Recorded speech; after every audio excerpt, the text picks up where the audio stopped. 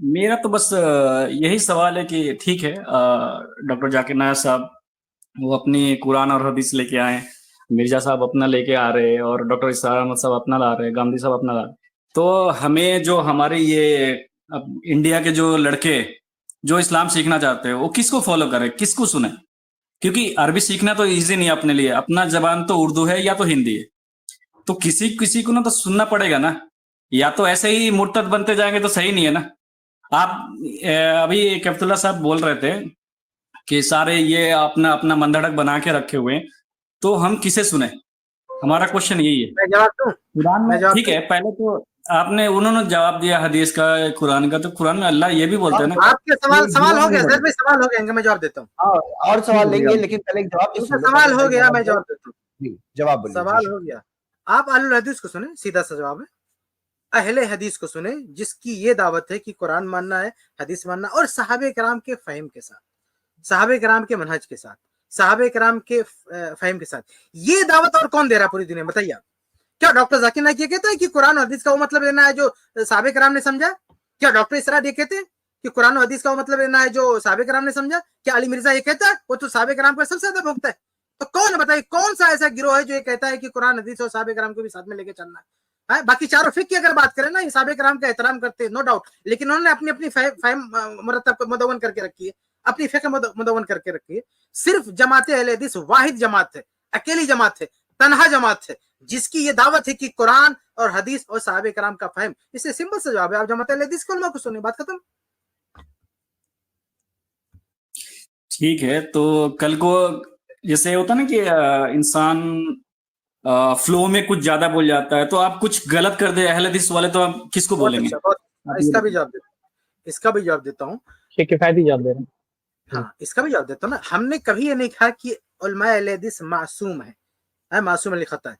लेकिन जब निशानदही की जाती है तो फिर एक आपने सवाल किया किसको सुना जाए, तो हमने कह दिया कि जमात अहले हदीस को सुना जाए। जैसे अगर कोई पूछे कि किससे इलाज कराएं, तो आजकल देखिए इलाज करने वाले बहुत सारे ग्रुप मौजूद है। एक प्रोफेशनल डॉक्टर है वो इलाज करते हैं, एक रुकिया वाले हैं जो वो बैठ के इलाज करते हैं, एक साधु संत है वो बैठ के इलाज करते हैं, और एक जड़ी बूटी वाले हैं वो इलाज करते हैं। आजकल देखिए फेसबुक पे ऐड चल रहा है, पता नहीं कौन सा आदिवासी तेल है, सबको बेवकूफ बना रहे हैं। तो इलाज के नाम पे कितने सारे ग्रुप मार्केट में उतरे हुए हैं।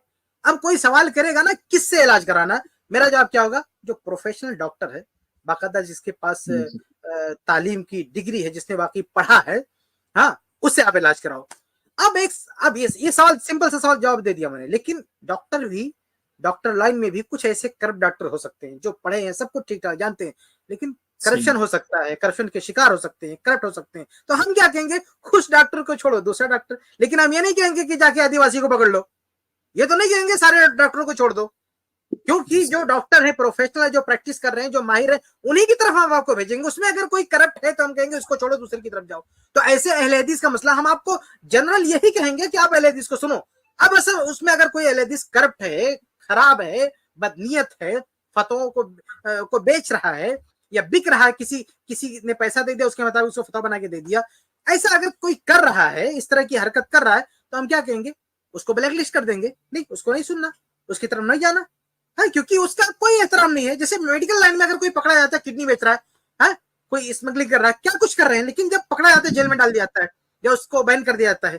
तो ऐसे अहले हदीस में भी अगर कोई पकड़ा जाए, कोई नजर में आए कि ये सब तो अहले हदीस तो बोल रहा है, लेकिन अहले हदीस के रूल फॉलो नहीं कर रहा है, अहले हदीस के रूल फॉलो नहीं कर रहा है, तो हम उससे मना करेंगे, ठीक है। लेकिन ये अब एक सवाल आप हो सकता और करें, मैं पहले ही बता देता हूं। आप कहेंगे कि इसका फर्क कैसे करेंगे, यानी कैसे जजमेंट कौन देगा कि ये अहले हदीस सही है, ये अहले हदीस सही है? इसका जवाब मेरा वही है, मेडिकल लाइन में वापस आऊंगा कि डॉक्टर अगर करप्ट हो तो आपको जजमेंट कौन देता है?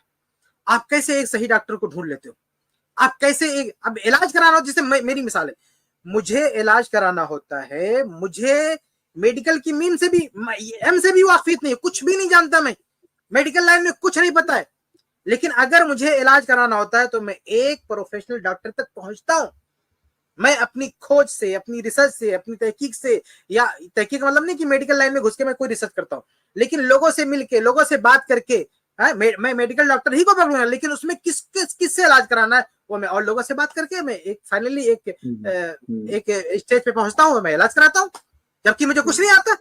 तो ऐसे ही दीन के मसले में, जैसे दुनिया के मसले में हम चालाक है ना, ऐसे दीन के मसले में भी अहले हदीस के पास चूंकि मनहज अकीदा बिल्कुल सही है, कुरान हदीस साहबे कराम का फहम, इसलिए उनको सुनना है। लेकिन उनमें अगर कोई करप्ट निकल गया, किसी पे भरोसा नहीं, तो ठीक है, आप मेहनत कीजिए, आप तहकीक कीजिए, उनकी बातों को परखिए, कंपेयर कीजिए दूसरे उलमा से, बात कीजिए और अहले हदीस उलमा से, देखिए उसमें खोजिए।